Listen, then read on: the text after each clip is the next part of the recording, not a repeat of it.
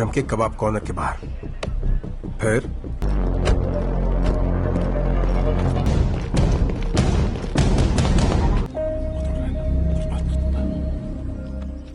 Assalamualaikum guys, oke kembali lagi bersama Draft Movie Review. Piye kabar Rek? Terima kasih buat para penonton setia Draft Movie dimanapun kalian berada. Semoga kalian semua selalu sehat ya. Kali ini Draft Movie sudah merangkum sebuah film yang berjudul The Buckingham Murder 2024. Bagaimana keseruan filmnya? Nggak perlu banyak basa-basi lagi, ini dia alur ceritanya.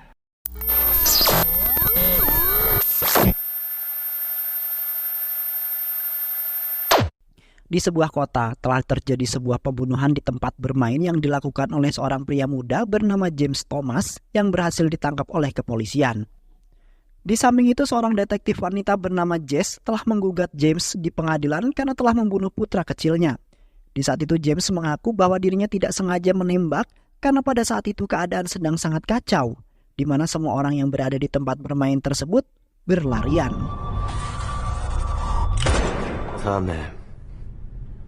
Yang kemudian membuat James semakin panik dan pada saat itu juga tidak berhasil merampas satupun barang berharga. Sementara sang hakim tidak menerima pembelaan James yang mengakui bahwa dirinya tidak bersalah.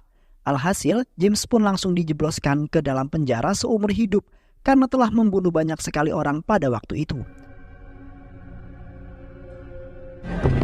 I'm sorry.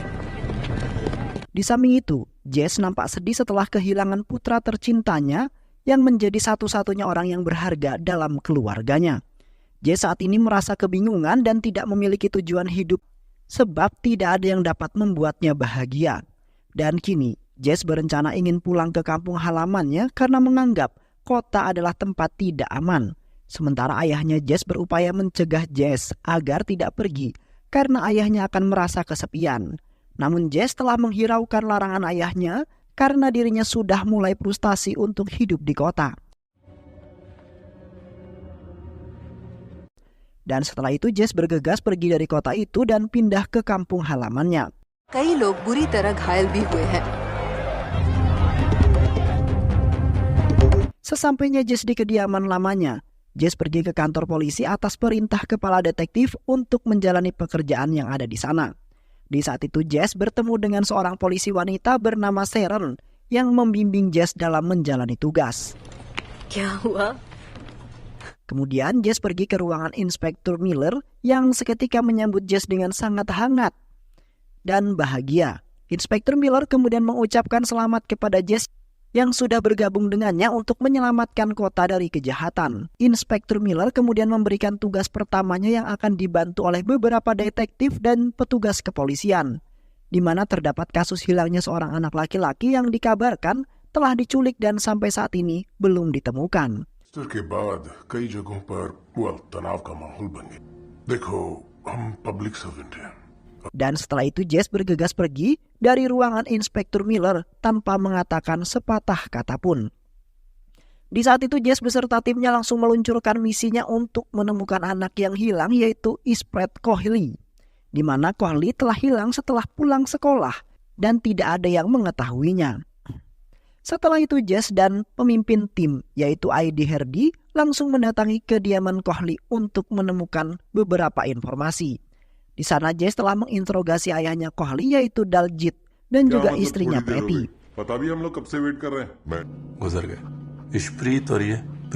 Yang pada saat itu mengatakan bahwa Cohley hilang seketika setelah menuruni sebuah bis seperti biasanya.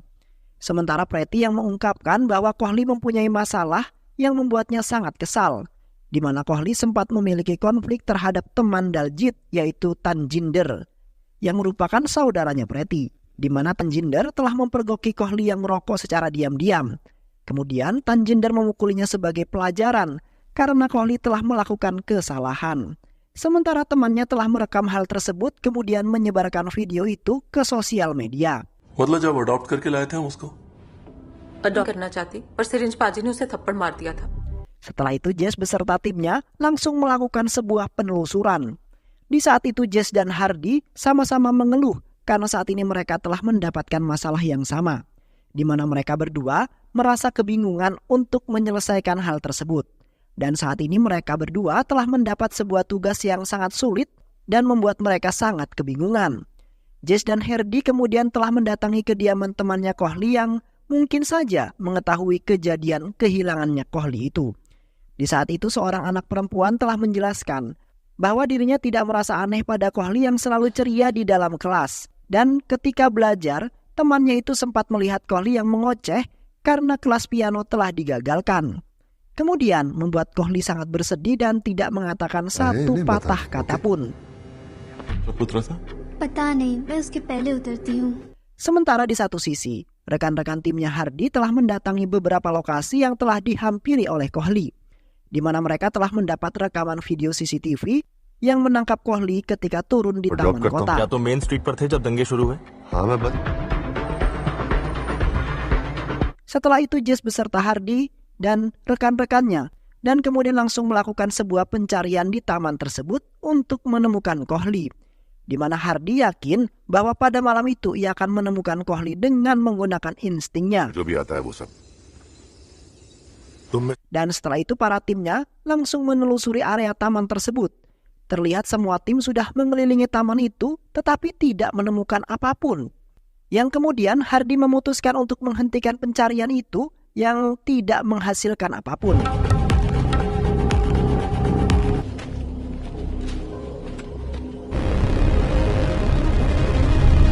Hardi kemudian menghampiri Jess lalu meminta maaf karena di hari pertama Jess bekerja harus mengeluarkan tenaga yang sangat ekstra. Sementara Jess sendiri tidak mengeluh apapun karena memang sudah menjadi tugasnya untuk mengamankan kota. Dan kini Jess akan benar-benar bekerja keras untuk menemukan si Kohli.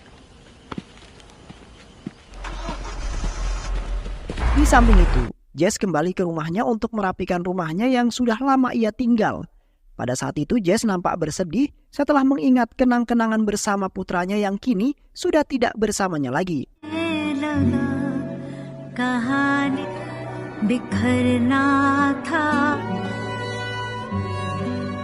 Jess kemudian beristirahat sejenak untuk menenangkan dirinya sembari memeluk pakaian putranya.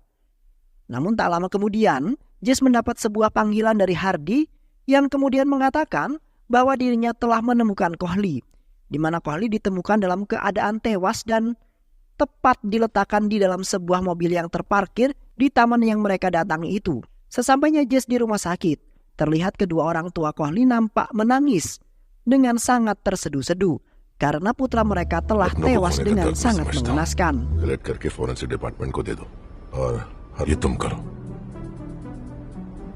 Pada saat itu Jess menemui Diljit untuk mengambil dokumen adopsi, di mana Kohli ternyata adalah anak asuh yang mereka ambil dari panti setelah mengalami corona selama 1 tahun.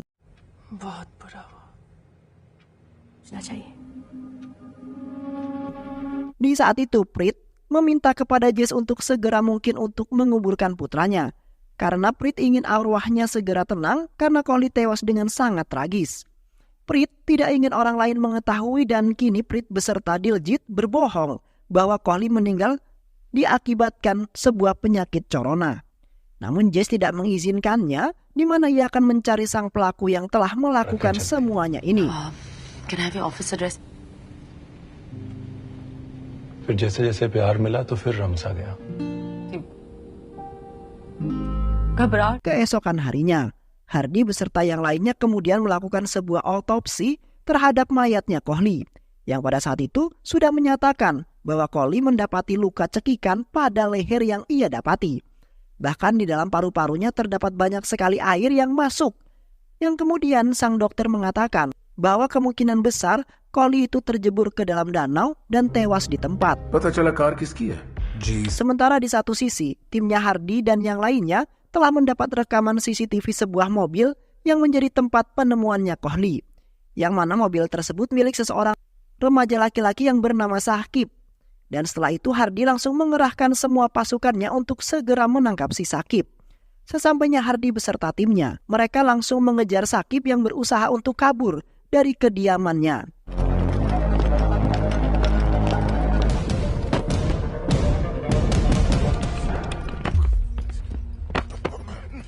Yang akhirnya Sakib pun tertangkap, kemudian dibawa ke kantor kepolisian.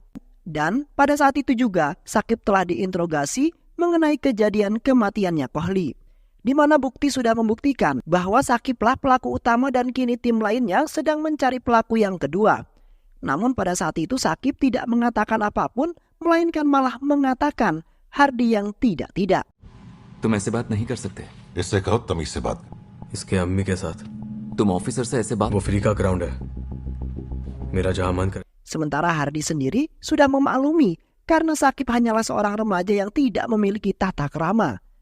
Hingga akhirnya Hardy memutuskan untuk mengakhiri interogasi tersebut dan menunggu hasil dari Jess.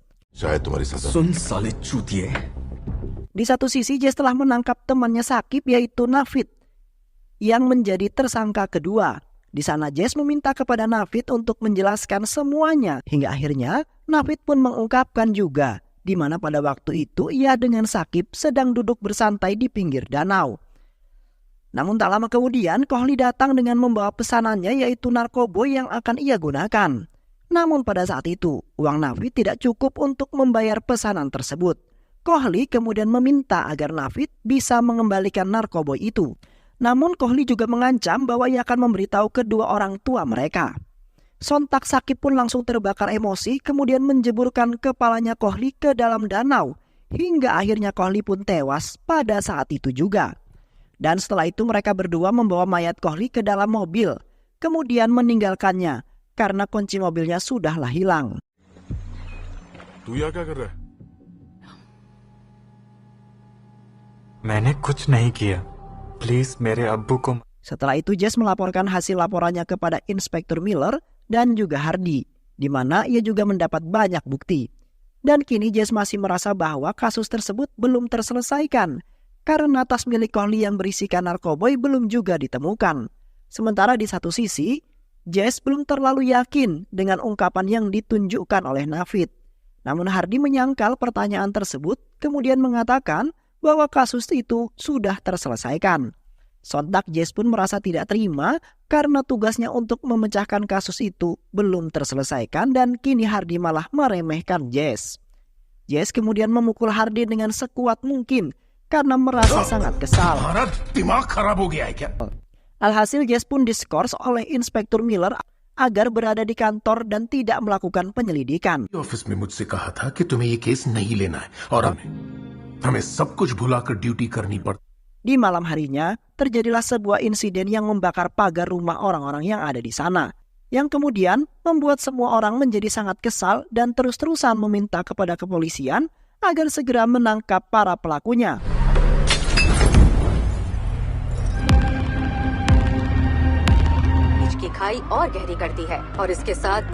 Sedangkan di satu sisi, Hardy mendatangi rumah sakit untuk menjenguk istrinya yang dirawat.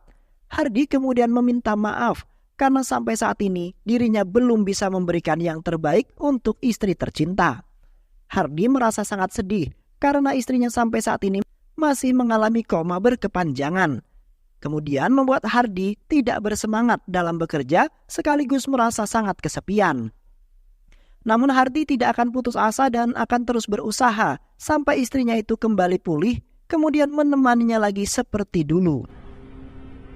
Saqib को आज रिमांड में तुम्हारी हालत में सुधार आ सकता है। Di sebuah bar, terlihat Jess beserta teman-temannya mendatangi tempat tersebut untuk menenangkan pikiran mereka.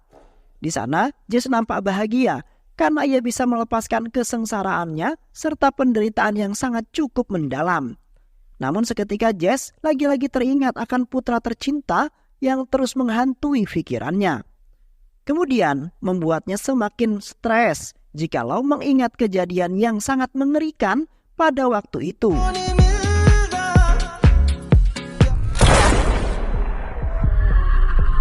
Dan di pagi harinya, Jess telah dikejutkan oleh kedatangan ayahnya yang seketika datang untuk meminta maaf. Di saat itu, ayahnya benar-benar kesepian setelah kepergian Jess yang kembali ke kampung halaman. Ayahnya kemudian mengatakan bahwa dirinya sangat bahagia karena putrinya sudah tumbuh dewasa dan sangat bijaksana. Di mana Jess telah membuatnya bahagia meskipun Jess tidak lagi merasakan kasih sayang dari seorang emak. Seketika Jess mengucapkan ribuan terima kasih kepada ayahnya yang sudah menyayangi serta memberikan perhatian penuh hingga saat ini. Jess kemudian meminta kepada ayahnya agar bisa tinggal bersamanya, karena saat ini dirinya sedang diskors oleh bosnya sebab dirinya melakukan sebuah kesalahan.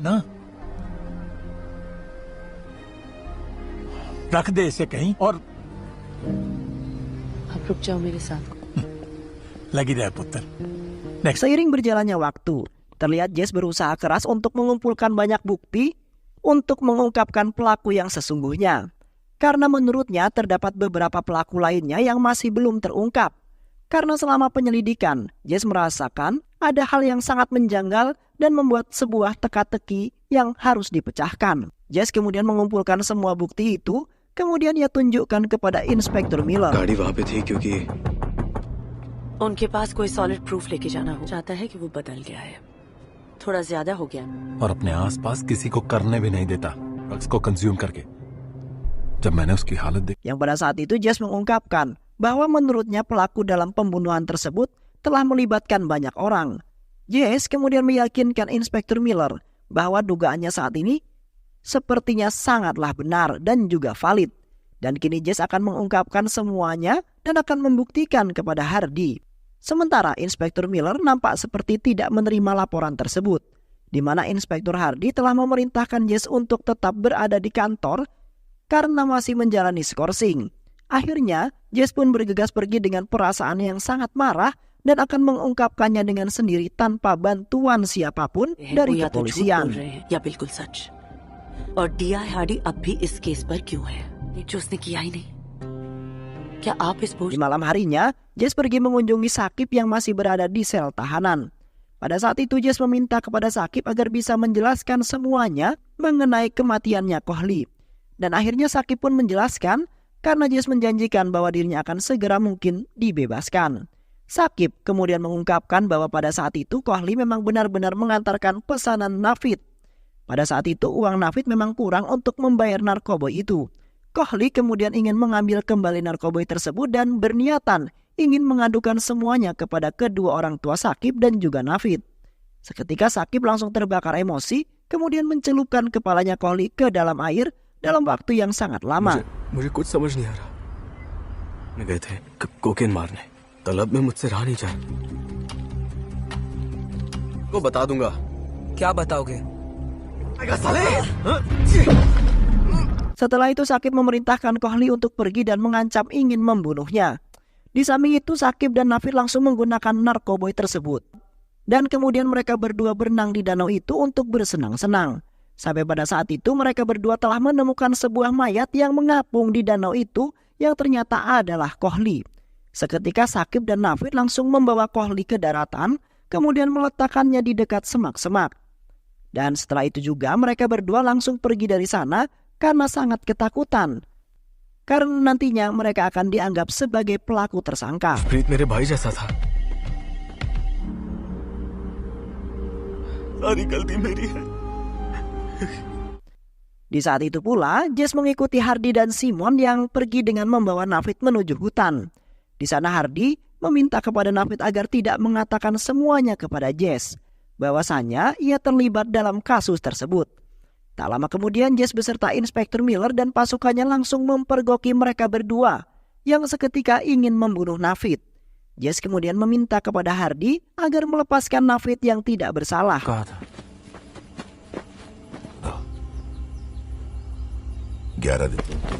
Oh fuck. Namun Hardy tidak mendengarkannya juga karena ia tidak ingin rahasia yang ia sembunyikan akan terungkap. Akhirnya pasukan Jess langsung mengamankan Hardy, kemudian membawanya ke kantor kepolisian. Namun pada saat itu Hardy telah merebut sebuah pistol, kemudian meminta kepada Jess agar bisa menyampaikan maafnya kepada istrinya Lini. Dan setelah itu Hardy pun langsung membunuh dirinya di hadapan semua orang karena tidak ingin bersalah. Sesampainya Jess dan yang lainnya di kantor polisi, Jess langsung menginterogasi Simon yang mengetahui semua kelakuan Hardy pada saat itu. Simon kemudian mengungkapkan bahwa dirinya hanya mengikuti perintah yang diberikan oleh Hardy, di mana pada saat itu Hardy sebenarnya telah mengetahui jasadnya Kohli yang berada di sisi taman. Dan pada saat penyelidikan, Hardy dan Simon meletakkan mayat Kohli ke dalam mobilnya Sakib yang kebetulan berada di sana. di mana Hardy ingin membuktikan kepada inspektur bahwasanya ia bisa memecahkan kasus tersebut. Kemudian mendapat pangkat yang sangat tinggi dari atasannya setelah menyelesaikan misi yang sangat sulit untuk dipecahkan. और एक और प्रॉब्लम है. Di sisi lain, Daljit baru saja sampai di rumah setelah pergi berkencan bersama selingkuhannya, yaitu Indarani. Pada saat itu Daljit telah mendengar suara gaduh yang berada di dalam kamarnya. Daljit kemudian berlari ke kamar untuk memastikan bahwa tidak terjadi apa-apa pada istrinya. Dan seketika Daljit terkejut setelah melihat istrinya yang berduaan bersama Prifty di dalam kamar itu. Daljit kemudian menghajar habis Prifty yang berani berselingkuh dengan saudara perempuannya sendiri. Hingga akhirnya Prifty pun tewas di tangan Daljit pada malam itu juga. Di samping itu, Jess beserta pasukannya langsung mengamankan Daljit dan juga Prit. Di saat itu Prit mengatakan bahwa dirinya tidak menyangka bahwa Prifty akan melakukan hal yang sangat memalukan tersebut. Yang padahal Prifty adalah orang yang sangat spesial dan sudah ia anggap sebagai adiknya sendiri. Namun kini Prifty telah memberikan sesuatu yang membuat Prit sangat kecewa. Sementara Jess sedikit tidak mempercayai perkataan Prit yang sedikit ragu dalam menjawabnya. Jess kemudian melontarkan sebuah pertanyaan mengenai Indrani yang merupakan selingkuhan gelapnya Daljit. Dan seketika Prit pun langsung terdiam dan tidak mengatakan apapun. Jail में था तो 4 साल तक वो हमारे साथ. मोलेस्टर. आप किसी इंद्रानी राय को जानती है? Setelah Jess mengumpulkan banyak informasi, Jess beserta pasukannya melakukan penangkapan Tenjinder yang merupakan agen dealer narkoboy yang berlaku secara diam-diam. Jess kemudian mengamankan Tenjinder ke dalam sel tahanan dan tidak menerima laporan apapun karena bukti sudah menunjukkan bahwa Tenjinder benar-benar bersalah.